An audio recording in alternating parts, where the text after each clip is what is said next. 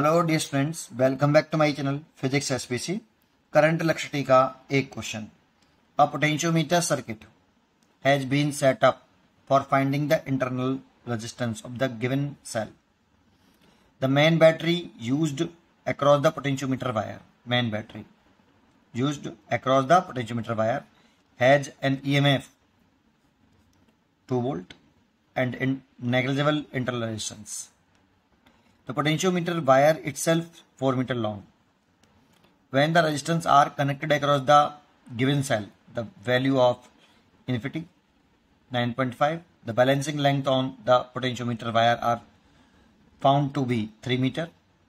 जब infinity resistance लगाया है तो 3 मीटर बैलेंसिंग लेंथ आ रही है और 9.5 लगाया है तो 2.85 metre respectively. The value of inter resistance of the cell is. देखिए इसमें दो केस हैं, पहला हम केस पर बनाते हैं। सबसे पहले आप एक काम करिए कि एक पहले मेन बैटरी बना लीजिए। ये मेन बैटरी 2 वोल्ट की है, इसे आप V मान लो, ठीक है। और इसका इंटरलेशंस नेग्लिजिबल है और यहाँ इसे एक पोटेंशियोमीटर वायर से जोड़ा है जिसकी खुद की लंबाई ये वाली 4 मीटर है, शायद 4 मीटर लॉन्ग, ठीक है, 4 मीटर लॉन्ग, ये पूरी 4 मीटर लॉन्ग है। ये वायर ए भी मान लिया मैंने, ये प्लस टर्मिनल माना, ये माइनस। चलिए फिर कह रहा था potentiometer wire itself 4 metre long. When the resistance are connected across the given cell. एक सेल है, कनेक्शन सही करना, नेगेटिव से नेगेटिव टर्मिनल जोड़ते हैं और पॉजिटिव टर्मिनल से पॉजिटिव टर्मिनल जोड़ते हैं, ये ध्यान रखना। ये नेगेटिव, मैंने इधर नेगेटिव बनाया इसलिए नेगेटिव और ये पॉजिटिव। इसका ईएमएफ ई और इसका इंटरनल रेजिस्टेंस आर, और इसको एक गैलोमीटर से जोड़ना है, ठीक है। अब इस सेल को, इस वाले सेल को किससे जोड़ना है बेटा? When the resistance are connected across the given cell, the value of infinity, इस सेल के साथ जोड़ना है। आपका यहां एक रेजिस्टेंस जोड़ लो ऐसे, और ये रेजिस्टेंस इन्फिनिटी बता रहा है पहले वाले केस में, फर्स्ट केस में इन्फिनिटी है ना, तो ये इन्फिनिटी है और बैलेंसिंग लेंथ आ रही है 3 मीटर पर, कुछ इधर आ रही, मान लो 3 मीटर, 4 मीटर लंबाई टोटल। बैलेंसिंग लेंथ आ रही है सी पॉइंट पर, L1 is a balancing length 3 metre, ऐसा क्वेश्चन में बोला है। इन्फिनिटी लगाएंगे तो 3 मीटर लेंथ आएगी, और जब 9.5 ओम लगाएं इस R की जगह पर, इसे R1 कह देता हूँ, तो बैलेंसिंग लेंथ आ रही है 2.85 रेस्पेक्टिवली। The value of inter resistance of the cell, value of inter resistance पूछ रहा है, ये बैलेंसिंग लेंथ है इसलिए इसमें कोई कंड नहीं होगी। या तो आपको इंटर रेजिस्टेंस ऑफ सेल का ये फॉर्मूला होता है R is equal to L1 upon L2 minus 1 into capital R। ये वाला फॉर्मूला याद हो तो कर लो, लेकिन ये आता कैसे है तो मैं पूरा करके दिखाता हूँ आपको, है ना, अच्छी तरीके से समझो। सबसे पहले लेट कर लो कि पोटेंशियल ग्रेडियंट लेट कर लो, potential gradient of potentiometer wire, potentiometer wire, ये इस पे ध्यान दो। Potential gradient of potentiometer wire, a भी पोटेंशियोमीटर वायर है, ए से बी तक का तो मैंने बड़ा करके मोटा करके दिखाया ना इसको। ये आपका पोटेंशियोमीटर वायर है, इसका मैं पोटेंशियल ग्रेडियंट लेट कर लेता हूं के वोल्ट पर मीटर, वोल्ट पर मीटर, क्योंकि यहाँ पे ये लेंथ मीटर में रखे और ये सब भी मीटर में रखा, इसीलिए वोल्ट पर मीटर। तो इसका मतलब क्या होता है? इसका मतलब होता है कि पोटेंशियोमीटर वायर, जो ए बी पोटेंशियोमीटर वायर है, उसके 1 मीटर लेंथ का पोटेंशियल डिफरेंस के वोल्ट है। 1 मीटर लेंथ का पोटेंशियल डिफरेंस अगर के वोल्ट है तो 2 मीटर लेंथ का 2k वोल्ट होगा, और L मीटर लेंथ का कितना होगा? k into L, potential difference. चलिए ये समझ में आता है, ये लेट किया मैंने। अब एक बताओ, ये नेगेटिव है तो इसका पोटेंशियल में 0 वोल्ट मान लूं, पोटेंशियल माना 0 वोल्ट, और ये हाई पोटेंशियल है पॉजिटिव टर्मिनल, तो इसका पोटेंशियल में V बराबर 2 वोल्ट मान लूं। तो देखो इन दोनों, इस वायर के एंड के क्रॉस पोटेंशियल डिफरेंस कितना है? 2 वोल्ट का, तो पोटेंशियल डिफरेंस तो 2 वोल्ट ही है, पोटेंशियल डिफरेंस होता है ना, तो पोटेंशियल डिफरेंस 2 वोल्ट है, पोटेंशियल डिफरेंस 2 वोल्ट, तो इसका 0 मान लिया, इसका 2 वोल्ट मान लिया। आगे बढ़ते हैं। जानते हो जो प्राइमरी सर्किट होता है ना, इसमें प्राइमरी सर्किट में करंट ऐसे चलती है, जितनी निकलती है उतनी वापस आ जाती है ऐसे। प्राइमरी सर्किट को अलग सॉल्व करना चाहिए और सेकेंडरी सर्किट को अलग सॉल्व करना चाहिए। अब बताओ ये सर्किट कंप्लीट तो हुआ, बट इसका रेजिस्टेंस कितना है सोचो, इन्फिनिटी। तो क्या इसमें ये करंट फ्लो कराएगा? ऐसे नहीं कराएगा, क्योंकि इसका रेजिस्टेंस इनफाइनाइट है, करंट फ्लो होगा ही नहीं। तो इसका मतलब इसमें कोई करंट फ्लो नहीं हो रहा है। अब जरा सोचो, इसका पोटेंशियल 0 वोल्ट है तो इसका भी 0 वोल्ट होगा, सिंपल वायर है ना। और ये नेगेटिव है तो इसका पोटेंशियल लो, ये high positive terminal high potential. जब मैं यहाँ से यहाँ आऊँगा, यहाँ से इधर चलूँगा, तो लो पोटेंशियल से हाई पोटेंशियल चल रहे हैं, तो पोटेंशियल बढ़ेगा घटेगा? बढ़ेगा। तो इस पॉइंट का पोटेंशियल इस पॉइंट के पोटेंशियल से ज़्यादा होगा, कितना? ई वोल्ट। तो इस पॉइंट का पोटेंशियल आ गया ई, क्योंकि अब यहाँ पर रेजिस्टेंस तो है, इंटरनल रेजिस्टेंस, लेकिन इसमें कोई करंट फ्लो नहीं कर रही, क्योंकि ये सर्किट जो है ये वाला इनफाइनाइट रेजिस्टेंस का है, तो इसमें कोई करंट फ्लो नहीं कर रही, तो इसमें इस रेजिस्टेंस में कोई पोटेंशियल ड्रॉप नहीं होगा। सो इस पॉइंट का पोटेंशियल अगर ई है तो इस वाले पॉइंट का भी पोटेंशियल ई होगा। अब आगे चलो, इसमें भी कोई करंट फ्लो कर रही, बैलेंसिंग पॉइंट ऑफ टर्न हुआ है, तो इस यहाँ से यहाँ तक सी पॉइंट का पोटेंशियल भी आपका ई ही होगा। जैसे इस यहाँ पे सिंपल वायर था, इसका पोटेंशियल 0 वोल्ट, तो इसका भी पोटेंशियल 0 वोल्ट। पोटेंशियल कह रहा हूँ, पोटेंशियल डिफरेंस नहीं कह रहा। तो इस पॉइंट का पोटेंशियल ई, इसका भी ई और इसका भी ई। तो देखो सी पॉइंट का पोटेंशियल आ गया ई। तो अगर हम क्या लिखें, पोटेंशियल डिफरेंस अक्रॉस वायर ए सी लिखना चाहें, दैट मीन्स वी ए सी। ये कैसे लिखेंगे? हाई पोटेंशियल में से लो पोटेंशियल। तो ए का पोटेंशियल तो 0 वोल्ट है, तो इधर से इधर चलने पर पोटेंशियल बढ़ रहा है, यहाँ पे 2 वोल्ट है देखो, तो इधर बढ़ रहा हुआ तो सी का ज्यादा हुआ ए से, इसलिए V C minus V A. और वी सी की वैल्यू है आपकी कितनी? ई, और इसकी वैल्यू है 0, तो वी ए सी आ गया ई। अब आगे बढ़ते हैं। एक बात बताओ, ये पोटेंशियोमीटर वायर के का 1 मीटर लेंथ का, अगर पोटेंशियोमीटर वायर का लेंथ कितनी है? 1 मीटर, उसका पोटेंशियल डिफरेंस कितना है? के वोल्ट, है ना। अगर 1 मीटर लेंथ का पोटेंशियल डिफरेंस वायर का के वोल्ट है, तो इसकी लंबाई कितनी है? L1। तो L1 लेंथ का पोटेंशियल डिफरेंस कितना होगा? तो VAC equal to KL1।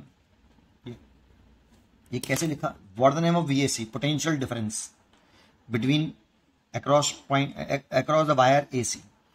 AC wire की लंबाई ली ना मैंने, L1।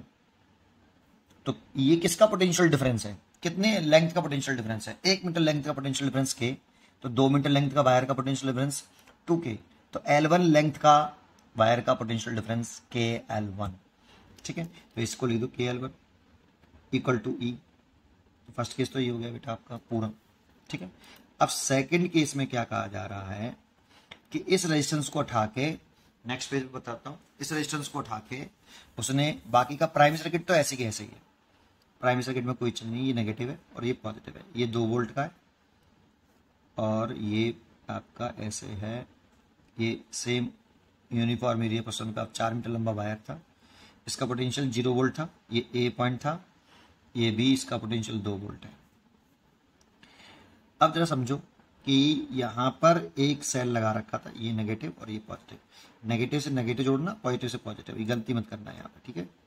ये रेजिस्टेंस, इसका EMF E और ये इंटरलेशंस आर, यहाँ पे एक ये है। अब बैलेंसिंग लेंथ घट गई है, यहाँ पे आ गई है बेटा डी पॉइंट पर, बैलेंसिंग लेंथ हो गई है L2 बराबर 2.85 मीटर, देखो ये। और ये तब हुई है जब मैंने इस सेल का टर्मिनल को एक रेजिस्टेंस से जोड़ा है ऐसे, उसकी वैल्यू है आपकी R2 2.85, गलत कर दिया, हाँ नहीं 9.5 है, 9.5 ओम, 9.5 ओम रेजिस्टेंस है और बैलेंसिंग लेंथ है 2.85 से कनेक्ट कर दिया। तो देखो ये सर्किट तो प्राइमरी वाला सर्किट बिल्कुल अलग सॉल्व करते हैं, ये करंट ऐसी रहती है, जितनी पॉजिटिव टर्मिनल से करंट निकलती है उतनी एंटर करती है, ऐसे ये ऐसे रहेगा करंट। लेकिन ये सर्किट अभी अब कंप्लीट है, इसका रेजिस्टेंस इनफिनिटी ना है, ठीक है। तो इसमें करंट जाएगा मान लो I1, ऐसे चलेगा I1 और I1। इस I1 की वैल्यू अगर निकालूं तो I1 इज इक्वल टू होगा, इसका रेजिस्टेंस R ही मान लेता हूं, I1 की जो वैल्यू होगी टोटल करंट इक्वल टू क्या होता है, इस सर्किट में लगाओ केवल इस वाले सर्किट में टोटल करंट क्या होता है, total EMF upon total resistance. तो देखो ये रेजिस्टेंस और ये रेजिस्टेंस सीरीज में है, तो टोटल ईएमएफ तो हो गया ई, और टोटल रेजिस्टेंस लिखें तो R plus R, this is a total current, है ना। अच्छा बिल्कुल, फिर उसी पॉइंट से आ जाओ कि इस वाले पॉइंट का पोटेंशियल 0, तो इसका 0 वोल्ट।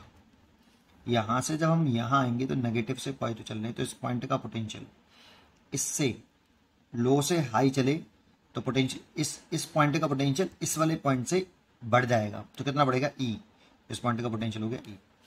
लेकिन सेल में प्लस माइनस से देखते हैं, टर्मिनल से करंट की डायरेक्शन से नहीं देखते किसका पोटेंशियल ज्यादा है किसका कम है, लेकिन रेजिस्टेंस में करंट के फ्लो होने की डायरेक्शन से चेक करते हैं किसका पोटेंशियल ज्यादा है किसका कम।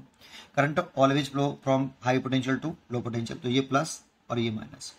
तो जब यहां से यहां आ रहे हैं, अब करंट फ्लो कर रहा है बेटा, इसमें ऐसे करंट फ्लो कर रहा है ना, ये वाला जितना पॉजिटिव से निकलता है ना उतना ही एंटर करता है, तो ऐसे निकलेगा, तो ऐसे सर्किट कंप्लीट हो गया। इसमें तो करंट जा ही नहीं रही, IG 0 है, ठीक है। तो यहां से प्लस से माइनस आएंगे तो पोटेंशियल घट रहा है, तो इस पॉइंट का पोटेंशियल इस वाले पॉइंट से कम होगा। कितना कम हो जाएगा, करंट इंटू रेजिस्टेंस, तो इस पॉइंट का पोटेंशियल हो जाएगा E minus current into resistance, इस पॉइंट का कम हो गया I1 इंटू आर के बराबर।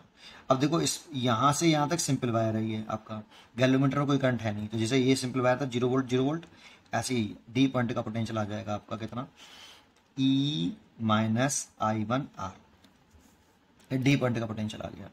तो अगर हम potential difference across wire AD निकालें तो VAD बराबर, ये देखो ये पोटेंशियल लो है और इधर हाई है, तो हाई में से लो घटाते हैं तो VD माइनस V, तो VA की वैल्यू VD की वैल्यू तो कितनी है, E माइनस I1 R, और VA की वैल्यू 0 वोल्ट ही तो ये पॉइंट का पोटेंशियल, ये निकले है। अब बिल्कुल सेम यहां पे ये जो है 1 मीटर लेंथ का पोटेंशियल डिफरेंस वायर का 1 मीटर लेंथ हो तो उसका पोटेंशियल डिफरेंस K वोल्ट है ना।